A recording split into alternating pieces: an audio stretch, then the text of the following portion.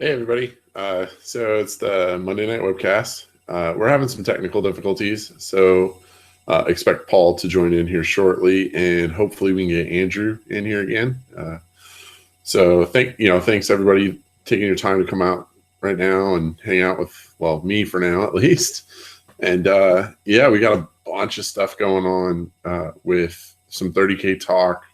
We've been really hammering out behind the scenes, man, and just we really want to bring you guys quality content when it comes to the 30K scene, what to expect, what each Legion has. And some of that stuff, Paul's done a lot of research to talk about the Alpha Legion today. So I'm actually anxious to hear what he's got to bring to the table, and Andrew Whitaker's thoughts as well. So for now, and let's just try to get some shout outs done and some other stuff. Hopefully we can get them in here shortly. I can't read. Kent, what's up, brother? Lamont, Steve Booley coming in strong. Alan, what a do, man. So what's going on everybody's hobby tables lately? I know, I've been so wrecked, man, with the holidays and with everything else going on. I have no time to get any painting done. And it's driving me insane. So, it's just to hear what you guys got going on. Everything, one of those dull times, at the year where you just you got nothing going on because you don't want to really overcommit, things like that.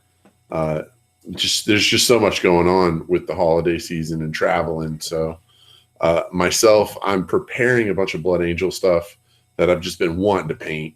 And I'm never going to use on the table. I've got 6 chaplains already painted.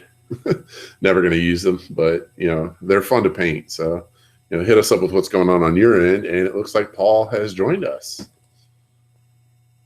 possibly. Paul.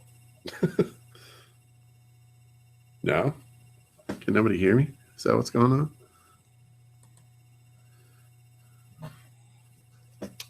But yeah, man. So I was looking at some of the new Forge World stuff. They got all the weapons and stuff like that. They're coming out with all the packs again. They all got that right hand molded into them, so that's kind of nice. Got audio issues here. Me? I mean, Justin, you keep going. Oh, I was gonna say I sound like an angel. You watch your mouth. But yeah, man, the rotor cannon that came out, and that looks a lot better, I feel, than the original. But all those combi grav, combi melta, and stuff like that, those dropped, and I believe they're 13 pounds for 10, so that's not too bad. I feel like it's a pretty good deal for what you're going to get. Heavy flamers, that's one of the things that I did see, and I'm pretty excited. I'm probably going to pick up a pack of those for sure. And then thinking about some of the stuff. And this is all me thinking 40K, but me thinking 30K, what am I going to be using? And I feel like it's last cannons, man. You need big punch, and I feel like that's where I'm going to be going. I saw a giant beautiful face just a second ago. That actually scared me. Who are you talking about there, big man? That would be you, sweetie. We can take this off air. Let Paul do this shit solo. So, welcome Andrew for joining us in. Paul's still working some kinks out on his end, but Andrew, 30K, Alpha Legion. What is your thoughts? What can you say about 30K that hasn't already been said? Well, plenty, because we haven't said too much, actually. Well, we haven't said much. That's to be true. That's fair. No, it's funny. We were talking about this on the Wednesday show, on the actual podcast, and I mean, I'm not sold. You're not sold yet? I am, and I'm not. I mean, part of me really loves the 30K feel and the 30K aesthetic, but I also very much stand by the proposition that it shouldn't be a competitive tournament style. I'm going to show up and be Justin Troop and kill people. That's not it's not Adepticon, it's not Nova, it's not Warzone Atlanta, it's not BAO, I don't think it can function as that style of competitive game. Does that make sense? I agree with you 100% in that. I think that in the stage that it's in now with the limited legions and stuff like that, I agree. My thing where I would say possibly keep your eye at least halfway squinted open would be once all the legions are released and we start getting flushed out with a little bit more dynamic, that it possibly could be that competitive edge. Now, keep in mind the point scale is going to be a little bit higher. It's going to have to be a little bit higher, in my opinion, at least at the 2K scale to do so, though. Yeah, I mean, I don't think you're wrong. Again, and I was talking to Kelly Wallace, who you know, and who the Forge the Narrative listeners know well. He's a host on the podcast, a good personal friend of mine, also just a terrible human being. And we were talking at length about 30K and about how my point, the biggest issue I have with it is that I think in a competitive level it is like Magic the Gathering in that it's very much pay to play. And I know you disagreed with me on Wednesday, and a couple other people disagreed with me, but if you spend the money and go on Forge World and you buy 3 Whirlwind Scorpius tanks, right? Yep. Okay. And you get them shipped to you. Well, congratulations, you spent close to $400 post models and shipping. And you now have D3 plus 3, Strength 8, AP3 small blasts a turn. Which in the 30K meta is just pick up your Marines. Yeah. All of your Marines is dead now, right? And so because I showed up with these models, I'm going to beat you. That's kind of the theme, though, is with 30K, it's bloodshed, though. So, I mean, that fits into the thing. I don't disagree with you with the pay-to-play kind of deal. My only, kind of rebuttal or whatever was everybody has the ability to field the same stuff, though. So, in that aspect, it is balanced and stuff like that. I do agree with you. Whoever has more money is going to perform better because some of the better performing models, are the more expensive kits for sure.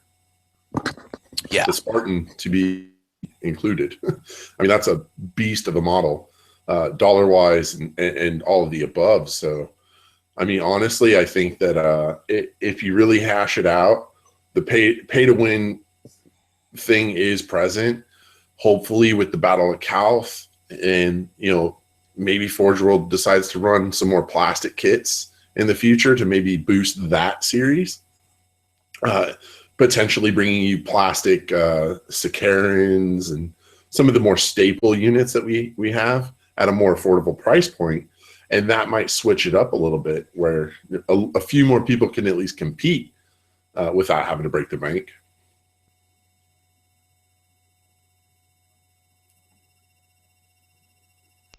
I'm changing cameras. Oh, shenanigans. You are on 2 screens right now, buddy. I know, dude. I'm changing cameras. Wait a second. Turn one of them off. My ears are bleeding. Yeah. Thank you. Awesome. I don't know. Can you hear me? Oh, that is so much better. Oh, yeah, girl. Now we're in it. Look at you, like HD beauty. Mm. Well, yeah, what I was saying was, with the Battle of Calth being as successful as it was, that opens up the market for Forge World to potentially bring more plastic kits like the Sicaran and stuff like that. So bringing competitive units at a reasonable price point, do you think that would kind of sway your opinion a little bit? Yes and no. I mean, I think the beauty of Forge World is its exclusivity to a certain point, right? Like the elitist in all of us is like, man, wow, that guy showed up with 3 land speeder javelins. And you're like, wow, I don't know if those are good or not. They're terrible, by the way. Super cool for showing up with them. And then, and then you've got the kind of like the well-known Forge World models, right? That harkens back to Paul's Thud guns, to the field artillery units that obviously Thomas Bird won War Master with at the Forge Narrative seasonal, the one before Warzone. Nobody's going to mistake Oh, shenanigans! You have 3 Sakaran tanks. Yeah, yeah. Oh, definitely. Like a Sakaran's definitely better in 40K than it is in 30K. By I want to say a landslide. Well, I forget who it was who was saying it. Said something in the neighborhood of like the Sakaran is what every Marine player wishes the Predator was. Right. I would agree with that in the 40K world. Definitely not in the 30K world. I think that some of the Predator stuff that you get in the 30K scene, it's just that's what a Predator should be. Yeah, and to be truthful. And also, that's my own naivety. I can't really comment because I haven't played 30K enough. You know, I've played like 1 or maybe 2 or 3 games of introduction to the rules to understand. Like, here's a 20-man unit. This is Angron. Angron kills that 20-man unit. Exactly. He has assaulted your Imperial Knight, and now it is dead.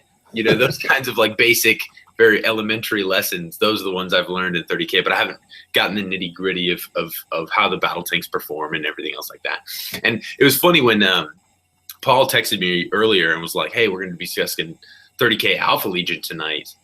You know, maybe put some bullet points together about what you think of them." I was like, man, I guess I'm going to spend the next hour Googling 30K Alpha Legion because I don't know anything about them. You know, I can't. I don't know if we could like talk fluff or talk strategy, but I have no idea. This fluff word you speak of, it's a weird word to me. Yeah. One thing about the Alpha Legion that I found interesting was the fact that the Alpha Legion, I don't know what it's called, like chapter tactic Legion thing, I don't know, but it lets you pick like 1 unit from all the other chapters if you want. Like, so only 1 though. You can't take like 1 Galvar Bach and 1 from whatever and 1 from whatever, but like that opens up like a really cool thing to flush out more specifically what you want your Alpha Legion to do. So I thought that was actually one of the more interesting rules that I stumbled across. Yeah, and of course I'm in the game now. Can you guys hear me? Oh yeah, there he is. Very sorry. Very sorry. You should have gave the Omnissiah a little bit more of a back rub. I'm just happy that you guys are on topic. So I mean, I don't want to interrupt. What are you talking about? I've been talking about way more other stuff. Oh, I just came out right at the right time. Yeah, I saw you cue in, and I was like, Alpha Legion. Oh, better start talking Alpha Legion. We were about to start talking about Mon Ka Imperial Guard formations. Oh, hey, no, that's the best, man. That's the best. No, we weren't. That's all of that. Oh, how far did you get, like, into the, I mean, I saw that you were talking about one of their rights of war that lets them take that unit from another legion. We didn't make it actually into discussing rights of war. We were trying to figure out what it was called, and then you said rights of war. So now we're now you are caught up, sir. I got it. Hey, well, Alpha Legion. Okay, people have been telling us that the Alpha Legion is powerful and that we're ignoring them, and that basically, we're not giving them the credit that they deserve, and all this stuff. And so I went to work, kind of diagnosing, if that was true. And I'm going to let people draw their own conclusions about that, because obviously these legions, they kind of touch more about what appeals to people in their play style than what actually is, I just don't think they're fleshed out enough to actually make that claim just yet. Well, that's my opinion. I started when I go and look, and I know I'm going to jump around. But when I go and look at their 2 signature units they have in here, they've got the Terminator squad and then the Headhunter Kill Team squad, and neither one of them are all that impressive to me. Yeah, I felt the same way. Very underwhelming. The Terminators, they only have 1 wound, and I can't see a single thing in the Headhunter Kill Team that really jumps out at me as something exciting. Yeah, I was comparing them to things that I knew a little bit better. So I'm looking at the Terminators, and I'm thinking, well, Grave Wardens and oh man, what is the other one? Well, there's Death Shroud. And there's Death Shroud, and there's ones in the Ultramarines that are really strong too. Yeah, but for me, I just felt like the Death Guard's Terminators specifically were way better. Okay. The Ultramarine ones, well, I believe, were better too. Let me get where I'm going with this. And I started thinking, well, they don't have to be that awesome because they can just take that unit from another legion. That's where I think the true strength is. Yes. So you can get the now the Headhunter kill team. Let me tell you why I don't think they're that exciting, because they just don't really have that impressive of rules. They don't even get like cheap power, because I kind of look when I'm looking if a squad's good, I go through and I see what can they get less expensive than another squad of comparable discount war gear, like whatever, and they get the Bane Strike ammo that I'm pretty happy with in the Luna Wolves, or sorry, Sons of Horus, which is in this world it's okay because the 6s become AP3, and AP3 is what you want for killing Marines, and but their Power Fists are 15 points apiece. Now, yeah, I know we pay 25 in the 41st Millennium and a lot of but some units in 30K pay 10 points, or whatever. 15 points is, but you only get one of them. The Headhunter Prime may exchange their bolt pistol for one of the following, one of them being a Power Fist. Yeah, you're not adding enough dice to that pool of weapon profile, in my opinion. And they're 25 points apiece, which is not amazing to me, and they don't come stock with Artificer armor. So the squad doesn't really have too much, but they do have preferred enemy infantry, which can make a difference. Yeah, that I think you're just paying too many points for that. I really I want to like them. Alpha Legion is I'm not big on fluff, but it's one of the more interesting legions in that infiltrate-y kind of sleight of hand. Well, interesting thing though, back to which I know we're jumping around, and I apologize, but you can pick if you take this the Alpha Legion. They've got immutable tactics is what it's called. So an Alpha Legion army must pick one of the following special rules at the point where warlord traits have been selected for the game. This rule then applies to all the units in the detachment with the Legion's Astartes Alpha Legion special rule for the duration of the game. They can get Scout, Infiltrate, Tank Hunter, Counterattack, Move Through Cover, or Adamantium Will. Yeah, I like that because you're tailoring your army to what you want to do in a way. So Adamantium Will might actually be really clutch once Thousand Suns drops. Maybe it will. But probably not. Yeah, right.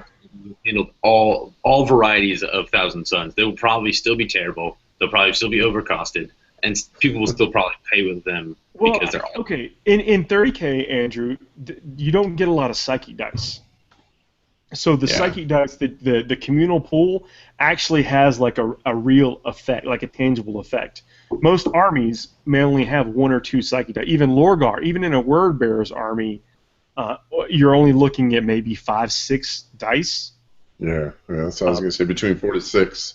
So you're just not generating these 30+ dice pools like you are in the 40K. Not Eldar demons in the 40K. Yeah. Word Bearers can get demons, so you can ally in like Fate Weaver and horrors and stuff. So then it can get out of control, but.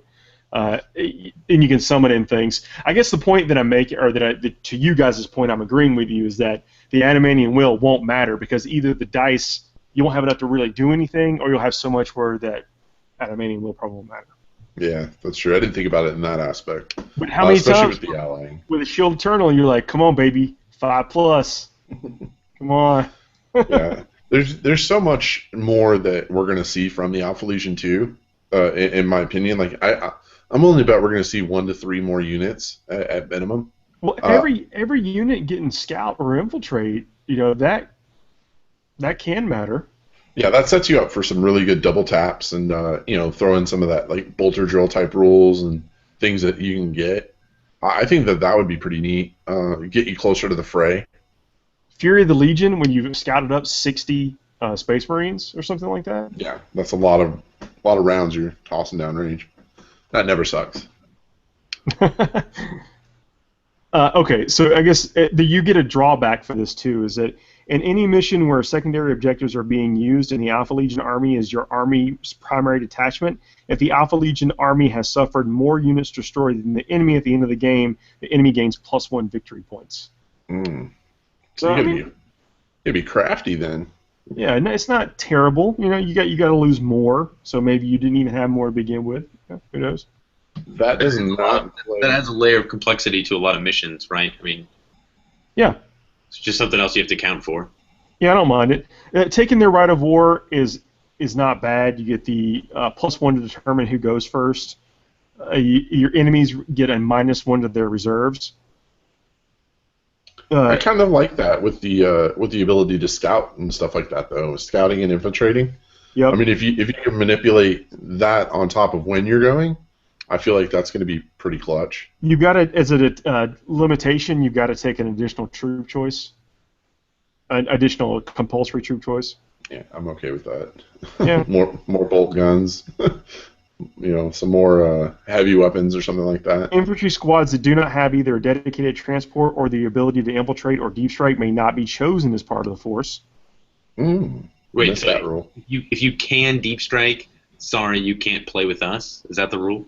Well, it says infantry squads that do not have either a dedicated transport or the ability to infiltrate or deep strike may not be chosen. So they've got to have a dedicated transport, can infiltrate or deep strike, or they can't be chosen as part to use this right of war. Cool. That's kind of neat. That makes for some interesting lists. Yeah, the Terminator squad. They are cataphractic Terminators, which gives them a better invulnerable save. They all come standard with a power axe, which is not bad, and Volkite Chargers, which also don't really suck. I mean, having the Volkite Chargers, several of them, so you get those wounds to hopefully explode into other wounds. Yeah. Is good. It's just like one pistol kind of sucks, but they all get them. Whatever. They can get Chain Fist for 10 points. Obviously an upgrade to the power axe, and they can mastercraft one weapon. They have Implacable Advance. Now this is something that's it's not necessarily rare, but it matters in games where units score, troops score. They count as scoring. Yeah. That's the biggest thing I think for them. I feel like if you're able to get them where they need to be with the power axes and with the Volkite, you're going to do a lot more wounds than you think you are. Like on paper, you look at that unit and you're like, okay, I think I'm going to kill X, Y, or Z and get that many numbers or kill points or however you want to measure that. But then when you actually play it, it's going to perform a little bit better because you're going to hit those clutch sixes. You're going to charge into something and somebody's going to leave a unit in the open that needs to die, and they're going to be able to sweep it and hit it. So I think that they're not bad. I just really think that they could have been better. I don't feel there's... They're two base attacks. Yeah. There's just not a flavor to them. I guess that's probably my biggest complaint. They're missing a special rule. Both of these units are missing something special. Yeah. What is the flavor? Why are they Alpha Legion? What are they doing differently? And I just feel like it's missing. They're just smooth criminals, my friend. They're just smooth. Yeah, maybe. Yeah. Maybe I just. Yeah, I don't know. I just felt a little. 40-point Terminators without storm shields. Not awesome. I don't think. Wait, 40? Yeah, they're 40 points apiece. Okay. Yeah, you can include 5 more in the squad. They're 40 points apiece. If you upgrade them to a Power Fist, they're 45 points apiece from the Power Axe. Not great, Bob. Yeah, I don't like it. The next dude, Armillus Dynat. This dude is 200 points. He has a 2+ armor save. His picture looks cool. I'll hold him up on my iPad. It's kind of neat looking. Got a little. These guys win the prize. They are the champion of people who will never have their heraldry painted on a Marine. Yeah, that's for sure.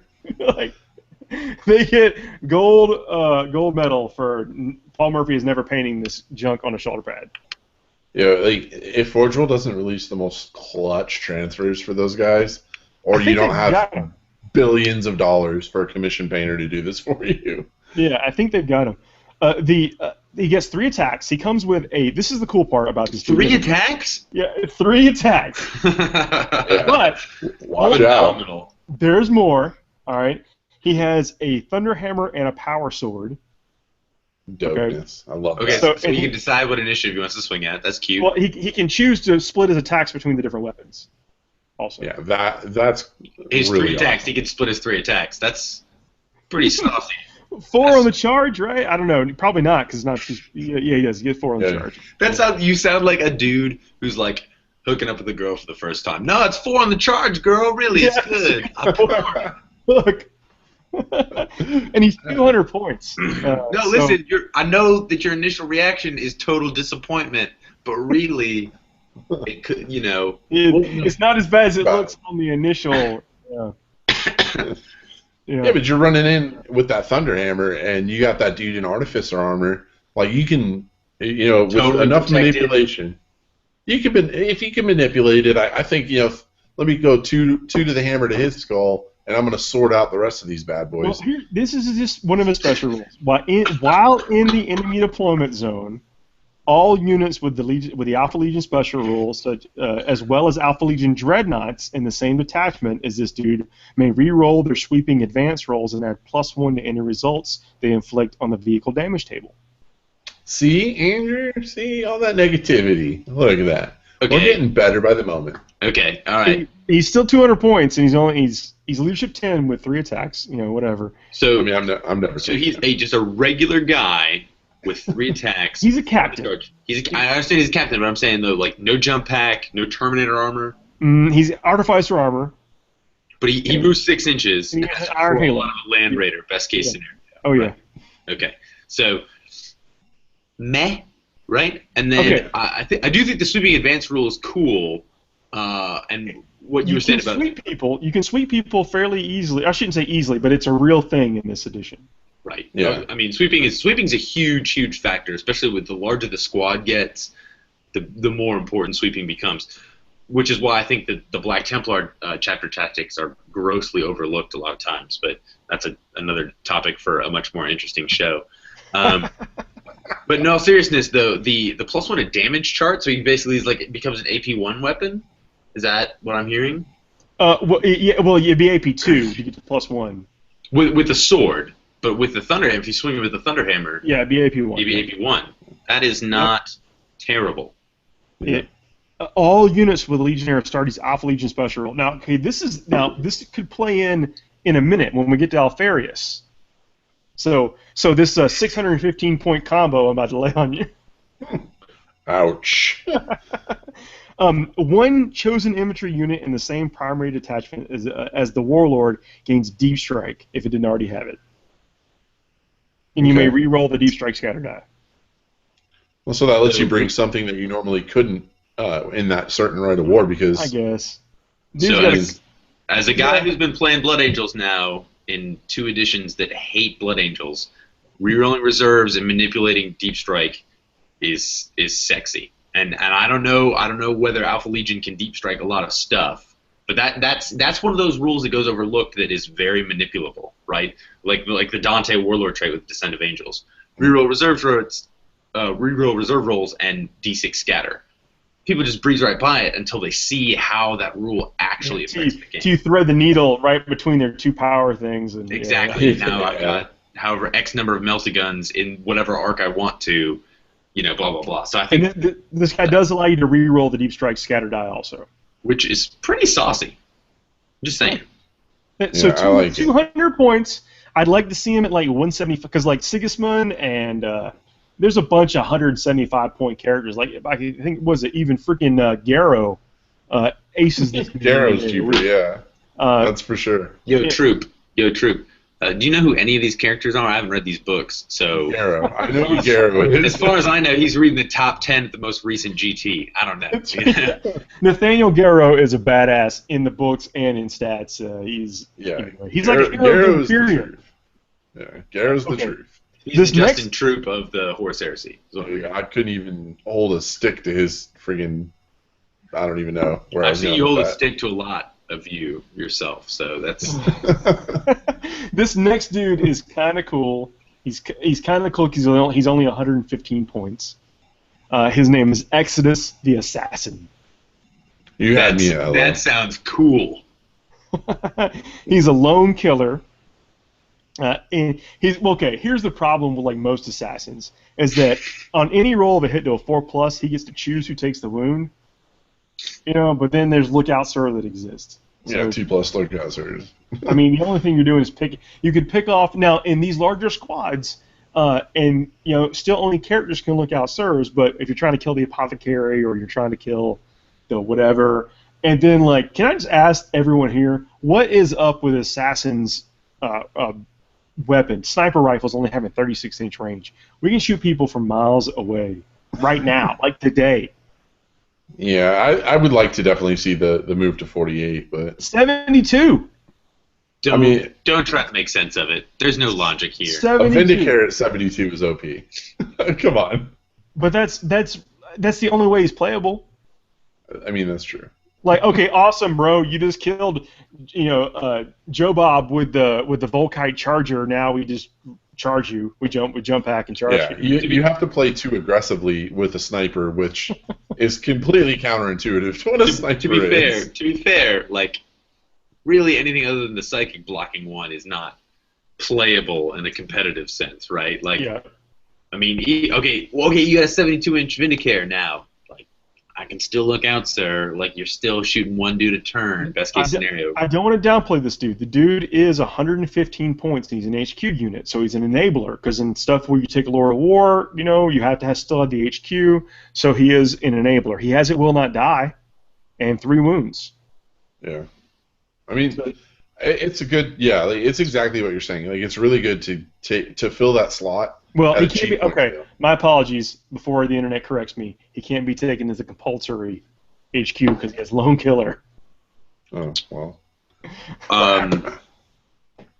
Does he block Seize the Initiative? No. Do you have to roll twice for that? Nope. Does he allow you to roll twice on Seize the Initiative? He does not. Is he Mastery level 2? Does he have a Thunder Hammer? Is he 2+ armor? Oh, good. He's inferior in every way to Kodiaz and 15 points more expensive. Good. Let's move on. No, and like, Paul, he's got a power dagger. He has a power dagger. You were like, Paul, you are like a used car salesman sometimes when you're hard selling us on these inferior dudes. You're like, well, okay, we'll see. GW came with this new car. It's not as good, but Kodiaz doesn't exist in this world, and nobody like Kodiaz exists in this world. Yeah. Right now. There's So no ballers on budgets. this guy is unfortunately, I don't think he's playable because the other guy, I think we could build a case around, Armelis Dynat. I think we can build a case around him, even though he's 200 points. Even this guy at 115 points, I don't think he's playable. Because isn't the standard point value for the 30K games considerably lower than 40K? No, it's higher. It's 2,500 Okay. points. It's 25, Well, yeah. because 25, wow.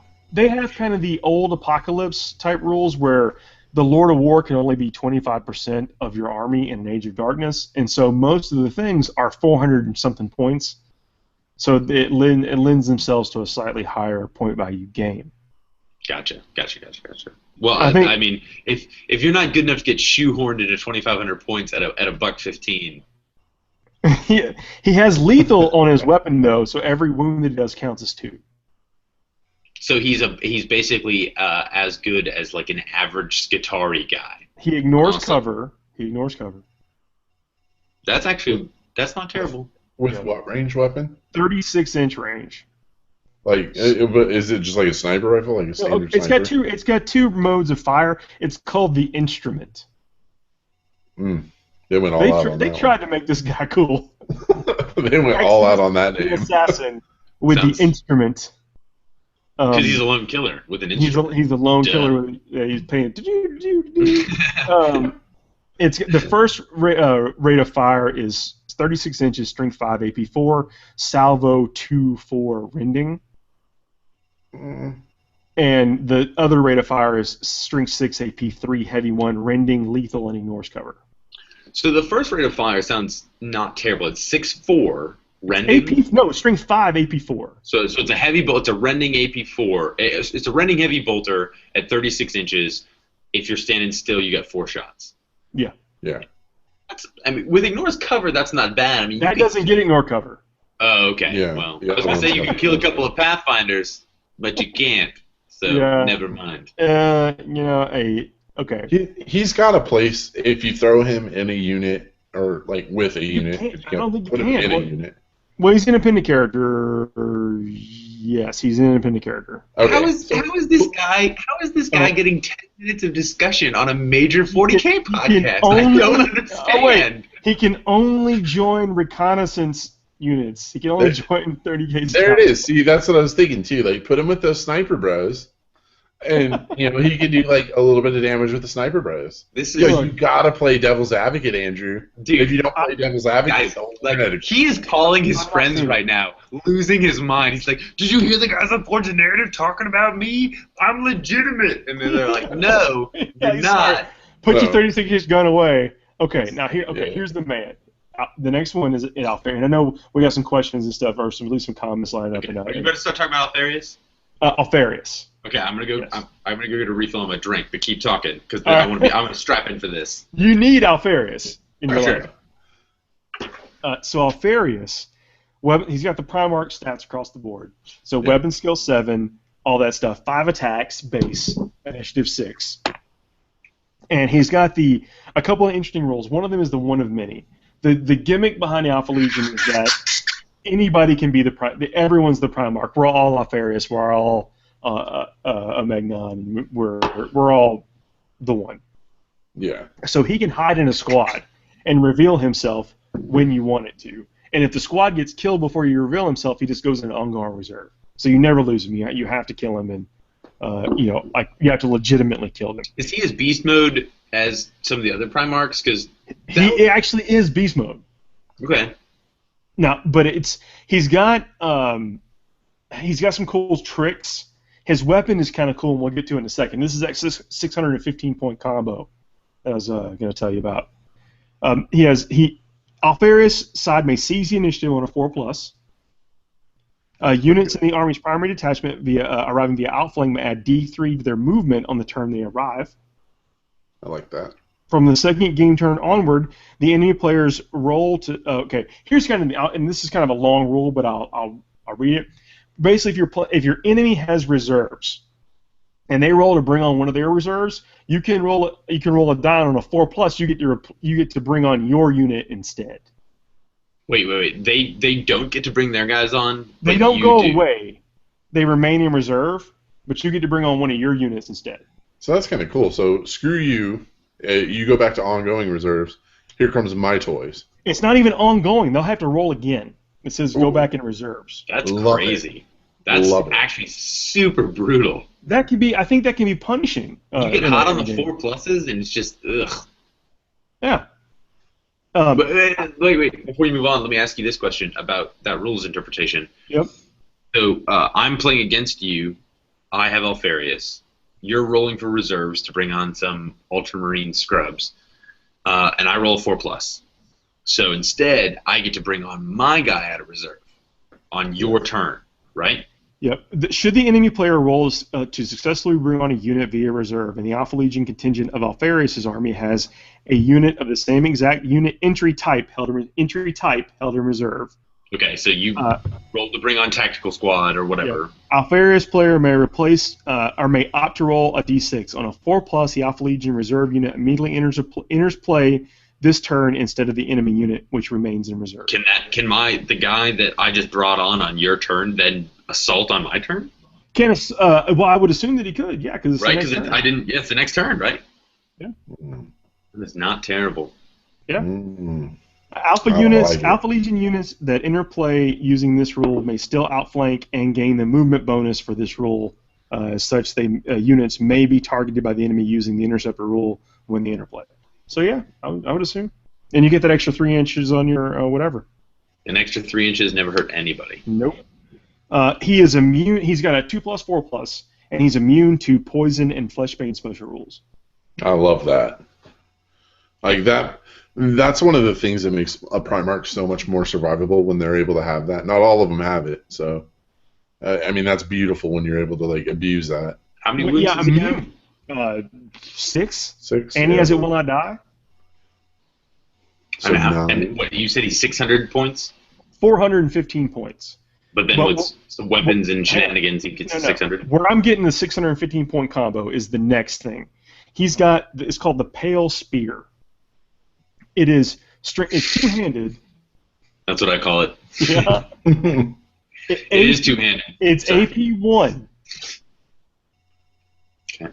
And it's melee, armor bane, instant death, and two-handed. That's legit. So AP1, Provocative. AP1 is not bad, and his armor bane, which isn't bad. So if you take this Dynat guy, who gives an additional +1 to vehicle damage charge, I think that our man Alfarius can go and charge Land Raiders and kill him and stuff. Yeah, you're blowing them up at like is that a 5+ or a 4+? Well, it's armor bane, right? So armor bane is what, 2 dice? So what would his base strength be? 6. So he needs an 8 to glance a Land Raider on 2 dice. That's legit. It's not terrible. It's not Angron, but it's not terrible. That's for damn sure. Well, it gives you a chance, right? And then sure. Knights, I think you wreck Knights all day long. I think you wreck any that's other. what I'm thinking. If you roll a 7, you glance a Knight, right? And how many attacks does he have? 6? 5 or 6 attacks? He will have 6 attacks on the charge. Yeah, so, I mean, math says you're going to pen most of the time. You're going to pen 3 of those, and then you're going to, you can +3 to your charts on the chart if you're taking this dude. Yeah, taking the other guy. Yeah, you're that's going to huge. blow up a Knight. Yeah, that's huge.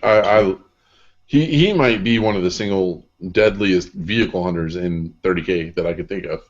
He has preferred enemy everything, counterattack, move through cover, scout, crusader. Bless you. Whoa, did you hear that? Yeah. A little bit. Sorry. We're right to the mute. Yeah, I thought I muted it. My bad. Wow. So I think the preferred enemy everything factors in. And counterattack and move through cover and crusader, none of that stuff sucks. Dude, you say Land Raider, but I say Spartan. So if I'm Alfarius, I'm Falcon punching your Spartan all day. Yeah, all models with out. the Alpha Legion special rule in the same army as Alfarius gain preferred enemy everything while he is on the table. Now, to be clear, the Spartan is still AV-14, right? It's not 15 on it. Yeah, but it's got I think 5 hull points. 5 hull it's got points. the extra hole. Can it be immobilized by a single grav weapon? Yeah. You just made my argument for why grav is bad for the game. Yeah. Thank you for that. So preferred enemy everything while Alfarius is on the table, that does help the Alpha Legion as a whole. Because that really, when you're playing it with lists that have parity, like Marines on Marines, then those little edges, I think that really gives you that slight advantage. Yeah, the awesome comment that I used about your hands. Everybody's got the same hands. It's how you're manipulating your fingers in that rock paper scissors game. You're just gonna try this till it works. It works. I just don't understand why people don't get it.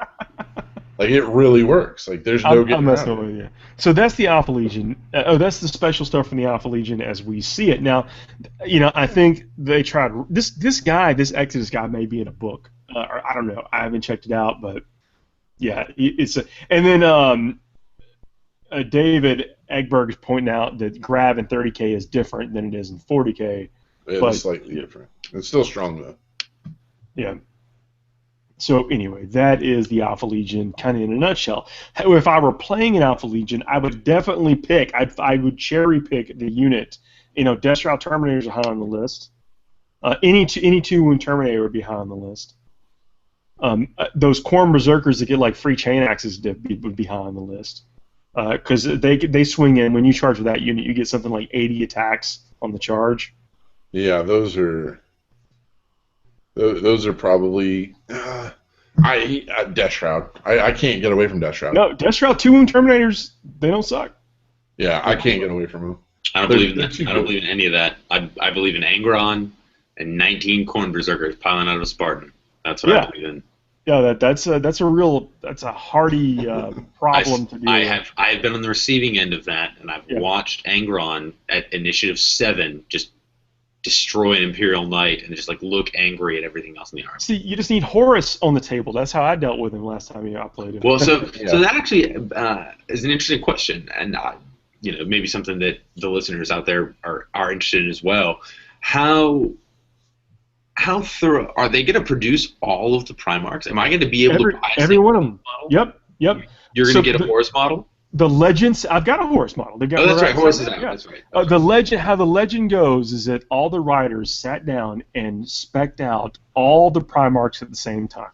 Mm-hmm. And so they're supposed to all be similar in power level. Now we've already seen some differences, and it's maybe just perception. I think they all do what they were built to do extremely well. Like I give you that. I give you that. I think when you look at like Angron, everybody's like, oh, you could throw Angron in against any unit, and he's going to rip him to shreds. Yeah, that's cute, but he's really meant to go in there and beat down your bully. He's not there to waste his time on 10, 15, 20 attack marines. He's there to kill your Primarch. Like, that's what he is built for. Alfarius, to me, Alfarius seems like I'm going to roll deep with a bunch of dudes. I'm going to open up that awesome can of tuna, and I'm going to eat that tuna. Well, the interesting thing is that you can, let's say you got a bunch of infiltrating units. Well said. You can infiltrate a bunch of units, and he reveals himself later on in the game. So your enemy may not necessarily know he's about to jump out and rip their heads off. That's an incredibly strong thing. I mean, if you put that in perspective, right? Like, what if you didn't know what unit Angron was in? Yeah. I'm not saying Alfarius is as strong as Angron, but like, comparably in terms of tabletop effect, like Angron basically grossly overkilled my Imperial Knight, right? Yeah. He could have had half as many attacks, and it wouldn't have even mattered. He was like, well, you're all effing dead, which I assume then, like, that's kind of what Alfarius would be, right? But if I had no idea where Angron was coming from, it makes him a lot more scary. You couldn't beat anything to tie him up. Exactly. You can't tie him up. You can't evade him, so you can't consolidate off your wreckage and go and F up some other stuff. So I think that Alfarius thing might be particularly strong. As far as fluff-wise goes, and obviously because I'm not a 30K player in the purest sense of the term, but I'm a big 40 Warhammer fan. Love the fluff, and not all Primarics are created equal, right? Like, that's the whole point of the Horus Heresy, where this band of brothers, there are some who are inferior to others, and that's what gave rise to the issue, right? I mean, you had people with inferiority complexes following the leader. Well, like, and that's what I think. I mean, like the Iron Warriors, could never got the glory. Angron never got the glory. Angron never got the glory, and that's what drove him to do whatever his issue. And then freaking who's the Imperial Fists one?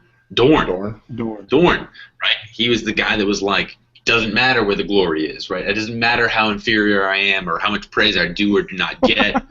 I'm just gonna, be faithful, and that's why. He was also on Earth. It's kind of harder to turn when you're standing on Earth, I guess. Well, that's whatever. But then Sanguinius, right? And obviously, I'm a Blood Angels fanboy, but Horus and Sanguinius. Horus was like, this guy Sanguinius. He is as close to my equal as any of my brothers, right? He's the closest one. And Horus knew it. And Horus knew it, and he was like, this guy, I'm never going to turn. He's pure beyond all measure. He is every bit my equal in combat. So I got to send him to the far end of the galaxy, and then when he finally shows up, I got to isolate his ass and try and kill him by myself. That's very different than Conrad Cruz, right? Like, nobody's saying that Sanguinius and Conrad are the same. So it'll be interesting to see, and as to your point where you were talking about how, like, the writers sat down and said, this is how we're going to do it. I hope they didn't make all things equal, if that makes sense. It doesn't appear that they have. They fit in very well with their legions and how we actually think about them, and that's kind of that. So that matters, So that Sanguinus and Alan in the chat here is saying that they hope he bets they'll get the kind of the underpowered treatment for Sanguinus. I don't think so. I don't think so at all. I think they're going to make him the avenging angel of death. I think they'll make a beat stick as well. He's going to be a solo monster. He's going to have an AP2 sword swinging an initiative, if you ask me. Initiative 100. Probably something along the lines of like 7-8 attacks. And he's going to be a jump hack dude. Yeah, so he should be able to kill a bloodthirster in one round of combat. He should convince me, a hyper-competitive 40K player, to buy his model, paint him, and play him in 40K tournaments. That's how beastly he should be. Well, even you're talking about the stories, and what it is that even the stories, and I've talked about this a lot on the show, so I won't like beat it to death, but all the players know that all roads lead through Sanguinus. They lead through him in some capacity. They have to deal with him. They absolutely have to deal with him. And that's why he's such a character. We're overlooking two other dudes that are just physical monsters, and that's Lion and Russ. Lehman's gonna be freaking sweet. Like I feel like all the dudes that have come out so far, even the ones like Angron and Horus and Mortarion, who are all like, holy cow, like these guys just rip shreds through everything.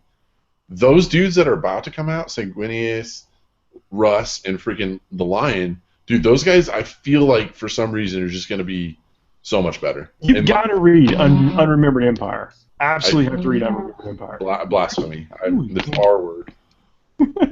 You have to. The Unremembered Empire, for that scene where Lion and Gilliman are about to fight, and I'm telling you, just the Lion just jacks him up against the wall. Just checks him. You got to. Yeah. It's like, look, don't step to me, sucker. I am not your king, and this will not be over soon. To quote 300.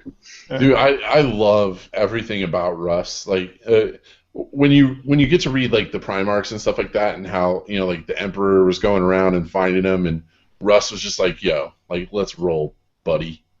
And that is just so cool. Like that defiance, but I mean he still respected him and stuff, but he had that defiance about him. Like that's just, to me, that's the coolest thing in the world. And I hate the psychic phase, and he's all about screw psychers. So.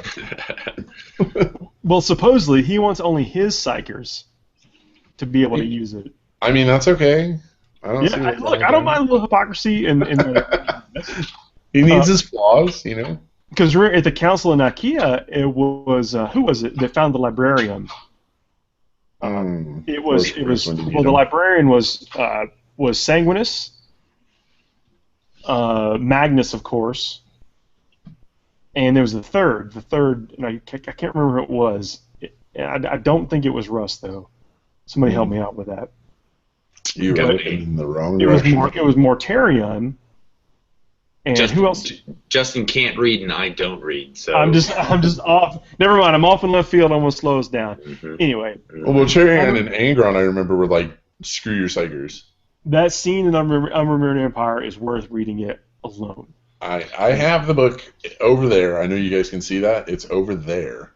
And I will pick it up, and I will put it on my shelf today. We got a few minutes left, and I want to talk about budget hobby stuff that I'm going to be doing. Because, look, I know that the holiday season we spend probably more than we want to, and sometimes throwing money on our hobby can be difficult after this. So I'm going to make it. I found these.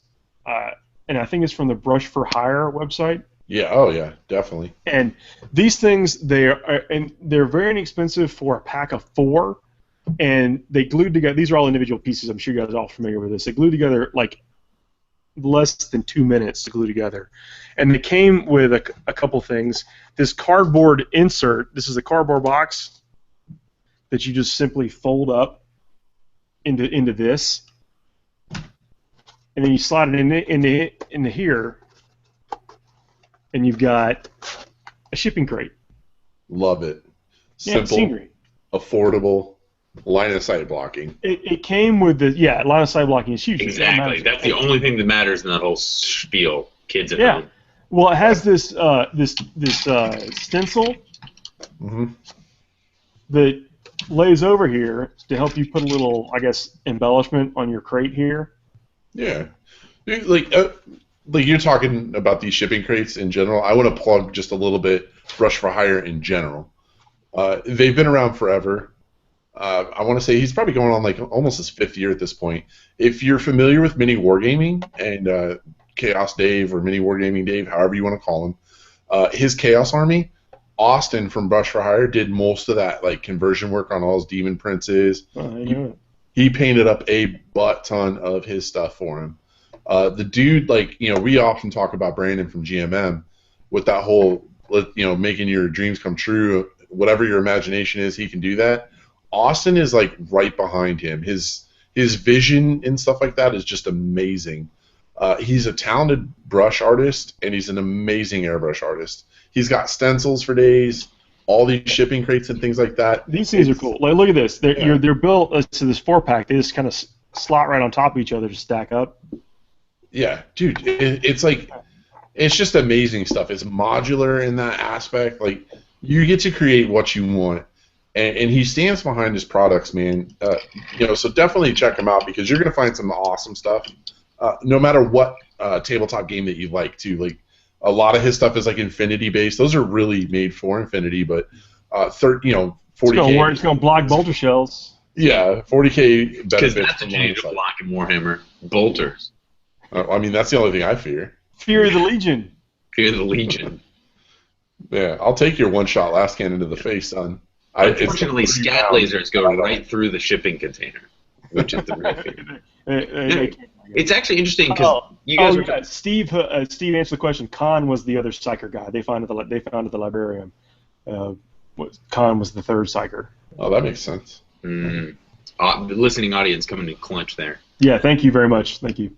That's why that's why we do this. I have no idea what we're talking about. I apologize. We didn't get to more comments from the Q&A. That's not normal. We normally try to hit as much as we can, and I do apologize for not getting deeper into this. Of course, some issues that the people watching on YouTube will know that I guess I was super late. I guess they will because Justin, you were holding it down. Thank you very much. I came in clutch. Paul, next Monday, assuming Lord Willing and the Creek don't rise, that I'm allowed to come back on the show. Can we talk about some of these stuff that people are talking about on the side, on the bar chat? Oh, yeah, absolutely. Yes, and that's normally what we spend most of our time doing is going down this Q&A. Okay. Pictures. Yeah. Oh yeah, and again, I just want sincere apologies. Speaking of this stuff for the holidays, though, I'm going to be writing an article that's probably going to go up on. It's definitely going to go up on ForgeNarrative.net, and will go up on Bowls most likely about other kind of budget hobby things. I'm going to be rebasing an army. I'm going to be number one on the list is painting the crap that's already on my shelf. That's a good way of doing it. Don't do that. That would be part of the hobby. Except for that. Yeah. Oh man, Andrew, are you working on any armies right now? So I'm working on the Adepticon army. So it's all those dreadnoughts. Well, shh. Let's not talk about it, Paul. We can't talk about the list. No, but so it's actually funny. So my contingent of the Adepticon list is Blood Angels. It's what I know. It's what I do. I'm very good at it. I'm very familiar with it. Kind of take advantage of people's unfamiliarity with it, and so they were like, all right, well, 1/4 of our Adepticon team list is we have 1,000 points of Blood Angels. And I'm like, all right, cool, go team, go Andrew. And they were like, well, you gonna paint them red, or what are you gonna do with that? And I'm like, I have like 9,000 points of Blood Angels painted. Right? I can put my stuff, like all the stuff I already have, I can just call it our Adepticon team. I don't have to paint anything new. And they were like, well, that's lame. You need to paint some stuff. So I guess I'm going to paint another 1,000 points with the Blood Angels, stuff I already have. Such is life, I guess. Well, I mean, theme really matters, and paint really matters in the team event. Well, so in terms of theme, it has a lot to do with display, and it has a lot to do with basing, right? So like all of your bases are going to be the same, and not to tip our hand too much, but our theme is a campaign, right? So, when we were discussing it, in the Third War for Armageddon, and I just finished reading the novella Eternal Crusader. In the Third War for Armageddon, High Marshal Helbrecht of the Black Templars is in charge of the space fleet over the Third War for Armageddon, and he makes a comment about how he has like 38 chapters of Space Marines involved in the Third War for Armageddon, right? And you don't think about it too often, but you're like, holy crap, 38 chapters of Space Marines all in one place at one time. That's pretty awesome.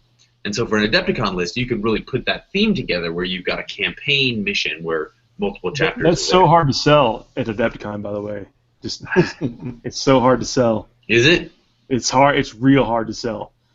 Man, well, there's so much dynamic that goes into it. It's almost annoying when you think about it. It is very, and the judges are not, and this is the only slight I'll ever give this event is that the judges are not always consistent. Well, I mean that's a lot of judges at a lot of GTs, right? And I'm not casting dispersion on any of them, but I saw the Cobra Commander painted army win Best Painted 2 out of 3 years at 11th Company because quote, and I quote, people like what they like. I don't know. And I quote, all of his rivets had a highlight on them. And I was like, whoa, that's not really that impressive. If that's all it takes, then I am the best painted player in 40. I didn't know they were scoring rivets. I got to get back to work. I gotta put some more dots on the rivets. And to be fair, like the GI Joe themed Imperial Guard army was really, really, really cool. Was it best painted twice at 11th Company? Probably not, but whatever. But anyway, as that relates to what you're saying, what am I painting these days?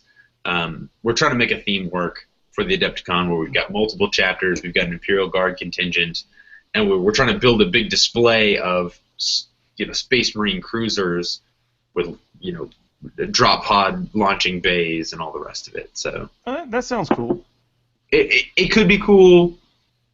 The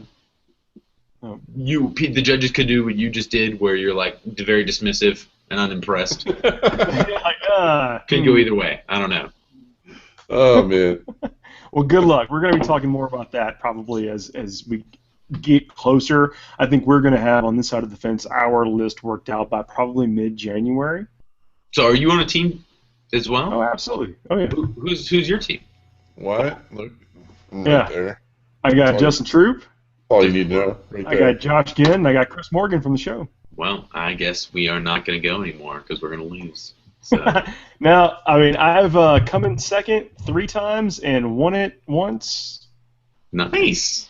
So we're coming in at a solid 19th this year. Yeah. Hey, look. Last year, 57th. The year before, whatever. But hey, look, things are looking up. Got some folks that know about teamwork on the team this year, and the Lone Ranger, and that matters. And that matters, kids. I am fielding a unbound list of just lone wolves. How cool would that be? Have us lone wolf come in about a 160 a piece or whatever? Just have how would that be? 30 lone wolf, 31 lone wolves. Loving it. Now, why is that not a list? I'm curious. So you seem to know an awful lot about our team list. Like, has Thomas spilled the beans? Do you know what's going on our list? I can bring information out of the ether. I take little bits of information. Stop giving yourself too much credit. Who's spilling the beans? You basically gave us your entire list between when we recorded on Wednesday and tonight. Right. I actually know what unit has melta-guns and what doesn't. Well, guys, we're over our time, so I thank y'all for hanging in here this week and talking about Alpha Legion with us. We're going to be talking a little bit more about Alpha Legion, maybe an Army list on the podcast coming up. Real happy about how 30K is going, and I'm going to be hopefully try to get a game in. Look for more 30K list coming up on ForgeNarrative.net. Just got somebody signed up to be a contributor that kicks out 30K list all the time. Awesome. Going to be coming out soon. Guys, thank y'all very much for joining me. Thanks for having us, man. As